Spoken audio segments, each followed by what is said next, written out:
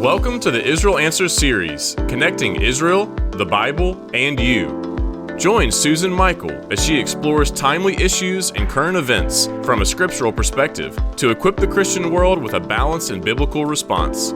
Be sure to subscribe for future episodes, which will ignite your faith and bring the Bible to life in your everyday world. Now, let's join Susan with your Israel Answers. Well, we are here at the conference of the National Religious Broadcasters today, and we are here with 5,000 friends and colleagues in the world of Christian broadcasting. But we have a number of friends here from Israel, from the government, from the Ministry of Tourism. And so I'm delighted to introduce to you today Mr. Eyal Carlin. He is the Commissioner for North America for the Israeli Ministry of Tourism.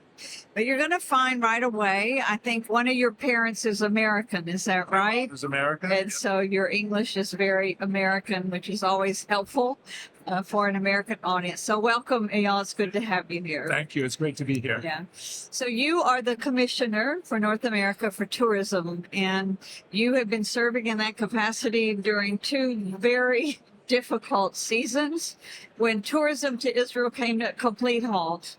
The first being, of course, during COVID, and now after the October 7th attack and the ongoing war. So I can't imagine how difficult your job has been. How have you compensated for that? What did you put your energies into while tourism was shut down? Yeah. Well, it was, like you said, the job keeps me busy. You know, the government made sure that I don't have a boring time here. But, going into COVID, we came off of a record year of tourism to Israel. So the indicators were Israel's interesting to different audiences, the Christian and the Jewish populations in the U.S. specifically had a strong interest, and we saw growth. So during COVID, my mission was to keep Israel top of mind so that when Israel does open up, people will want to come. And on the other hand, also making sure that they know how to come. So we were working a lot with the travel industry, keeping them informed, making sure that they have strong relations with the Israeli tour operators as well, that the hotels communicate about their safety protocols, availability, working a lot with the airlines. We, United never stopped flying during COVID. And we were joking today that myself and some of my colleagues, there were some instances where United couldn't fly as a passenger plane, but we worked together with our Ministry of Transportation and with the FAA to turn that flight into a cargo flight so that United kept a flight going all the time. And coming out of COVID, so we were, we made sure that we communicate all the possibilities. Coming out of COVID, Israel had a pilot process in the beginning. And my objective for myself and for my team is that any American wanting to come can come. And about 95% of the people coming through that pilot were Americans who demonstrated that Americans want to come. And then coming out of COVID, we just invested a lot in raising awareness, advertising, marketing. And in 22 going into 23 was basically our best year ever. So if we're looking at the 12-month preceding October 7th, we crossed the 1 million U.S. tourists to Israel. It was our best year ever. October 7th happened. But I'm very confident about taking that similar strategy now and applying it to when things calm down to Israel. Since October 7th, there have been over 60,000 American tourists coming to Israel. So, considering the fact that there is a war going on, that's incredible. Still very good numbers. The tourist route, so where the tourists are going to, and where normally if a person comes on a tour group or just traveling, those places are unaffected. So those are the places where the Israeli government evacuated people to. Yes. That's Jerusalem, the Dead Sea area, the Galilee, Nazareth, Tiberias. Right. So those have been safe places. That's where we brought our people to. So people now thinking of coming back, those are places that are unaffected. Obviously, the country has been affected, and coming to Israel is not going to be like before October 7th.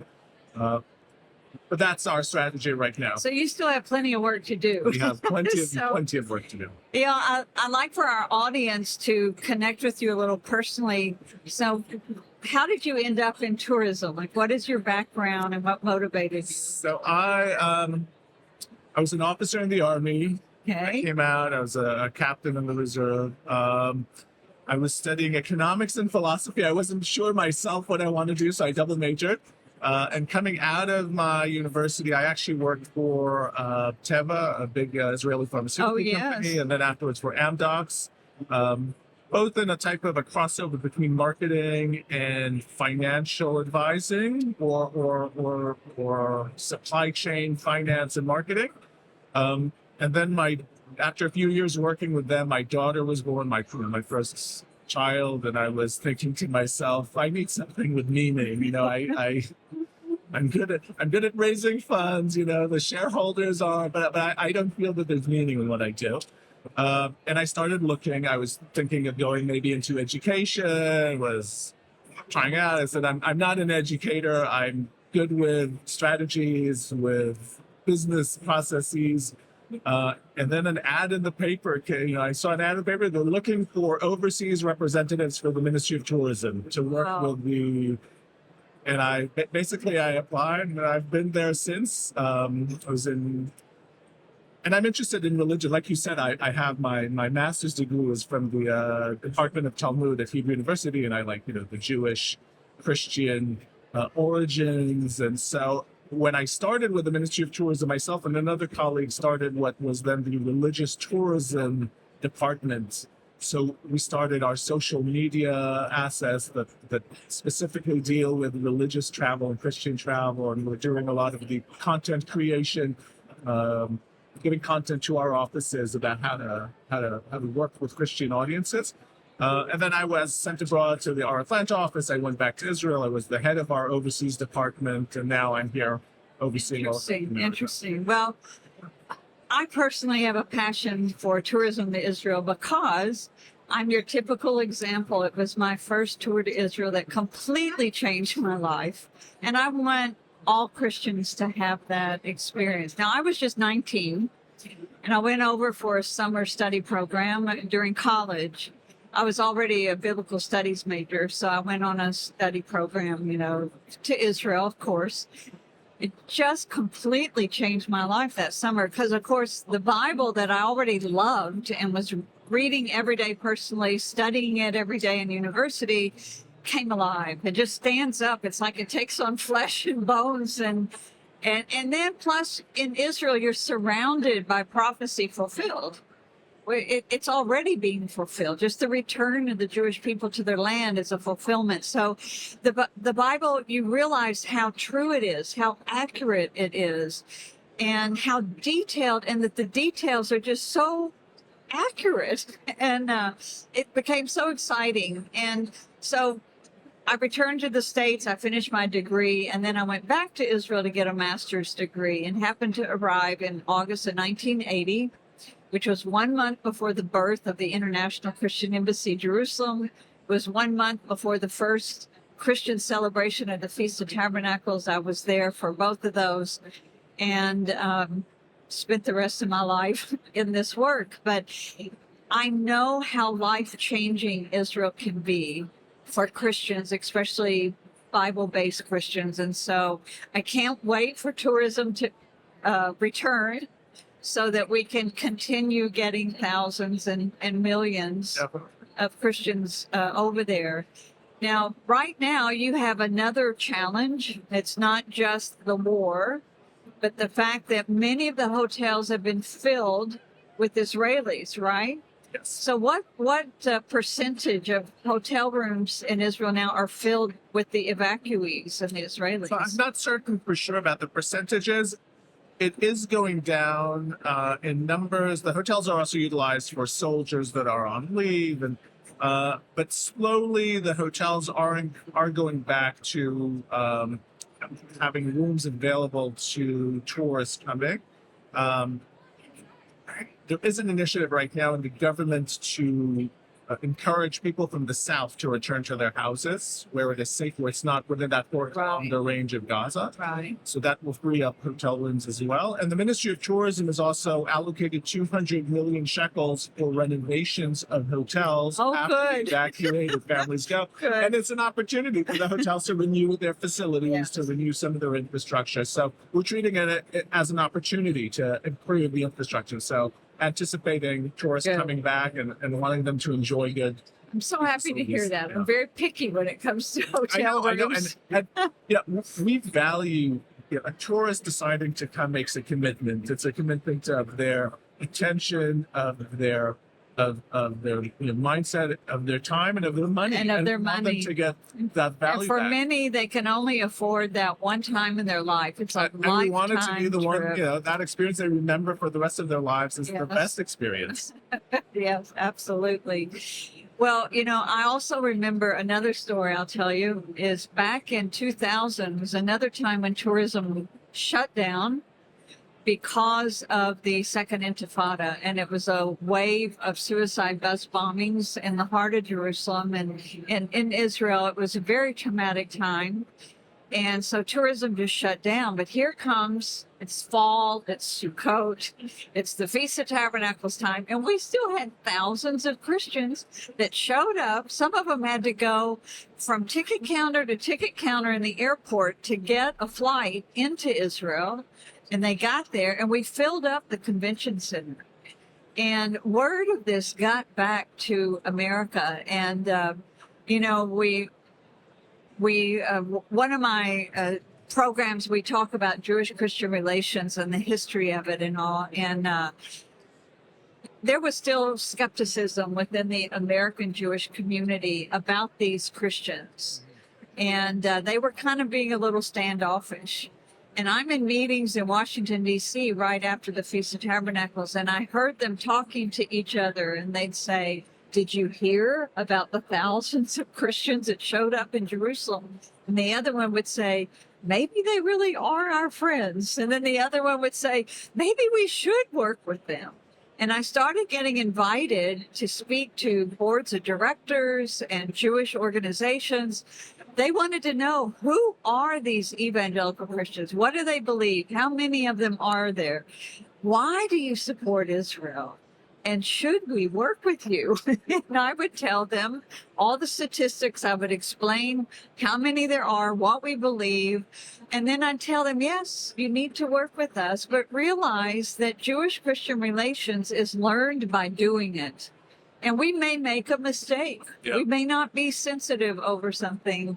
And many organizations opened up to working with Christians. And now in the United States, it's a completely different I game. think today, after October 7th, that understanding has deepened even It's more. even deepened On more. the background of what's happening on campuses and about the sentiments, the strong anti-Israeli sentiments, and then there are evangelical Christians who are friends who stood by Israel and the Jewish communities Yes. right from the get-go. So I think that understanding is now even more Yes. strong. It's sad that sometimes it's hard times Yeah. that actually helps us to reflect upon our relationships and Yeah. what's priority. And this is one of those moments. That's when you know who a friend is. That's when you need them. Yeah. And they're there. That's So, I know right now there's not, just this major influx of tourists, but there are some tourists coming into the country, especially on small groups, what we'd call like a solidarity mission. groups, and we have seen a certain start of more traditional travel. It's like I said before. They all have components of also of learning what happened on October 7th and meeting soldiers and the civil Yes. society organizations that Yes. have helped, and the people, the communities are still displaced, and so people want to meet them. We still have hostages that we're praying for their return. And it's safe. I Yeah. mean, I would really encourage anybody that just still really wants to go and they want to see it for themselves to go. We just did a solidarity mission in January. It was for our envisioned pastors and leaders conference, but we changed the name, the envisioned solidarity mission. And we had about 70 people from a number of countries. We took them down to the Gaza area. They saw the burned out homes. They heard the stories. They met the people. And it's just so impacting. And it's safe. I mean, so I would encourage anybody that's just like, they're that kind of person. I want to go and see it for myself, to take advantage of the opportunity to do that. And we also took them up to the north, and which is it's probably slightly more dangerous up north, but they had a great day, talked to the people, saw what's happening there, understood the security, had a security briefing. And so I really do encourage, and I will be taking over more. And like we said, it is safe. The people that, especially where people will go, it is completely safe. The Israeli government takes care of people in Israel, whether they're citizens or they're tourists. So, they won't let people go to where it's not safe. Let's say Exactly. We go with full permission of the local authorities and the army and everything, and with protection. And so, yeah, absolutely. Well, Eyal, I don't know, have you been posted in other countries other than the United States? I was in the United States. And I can imagine that in your line of work, you've met a lot of people and you've heard a lot of stories. Do you have maybe a favorite story to tell of someone that went to Israel and just had like a life-changing experience or moment? There are many. There's one very recent. I just found funny. I think we met last week at Synergize, right? Yeah. And so the founder of Synergize, James Davis, was also didn't visit Israel. He visited Israel, I think, for the first time in 2014 or 15. Yeah. And he fell in love, and so and he organizes big Christian leadership conferences, and we were in touch. And he did something in Germany for the 5. And I was helping him with my colleagues in Germany to get the ministry of tourism to work with European pastors over there, and we kept in touch. And then last year he reaches out to me and he says, "I want to do something in 2030 in Israel. Can you help?" And Great. I told him, "You're crazy. 2030. It's 2020. It was the end of 2022." Right. I said, in an Israeli mindset, we don't know Israel's going to exist, till that. It's 2030. And he was like, "I've been there. I know people will come. I want to plan it out ahead." Go ahead. I don't think anybody's going to sign anything with you, but I'll give my support. That's more or less it. And then we started meeting people in Israel, the convention center and at our headquarters, and they all reached out to me and said, "Is this person crazy? He's talking about a 2030 conference." So it sounds crazy, but he gets things done. It'll be here before you know it. And last week he announced that he signed the contracts with everybody. Excellent. He's planning on bringing 3,000 people to Israel. And that all started from him seeing Israel. Because he went there himself. He started from just visiting, and he's going to bring 3,000 Christian leaders to Israel. And so I just want to encourage our listeners to make that trip, if at all possible. Start saving your pennies, whatever you have to do to go. We even published a book last year just highlighting the stories of 18 American Christians that made that trip, had their life so changed that they made it their life's work and came back to the United States. It's called Every Generation's Story.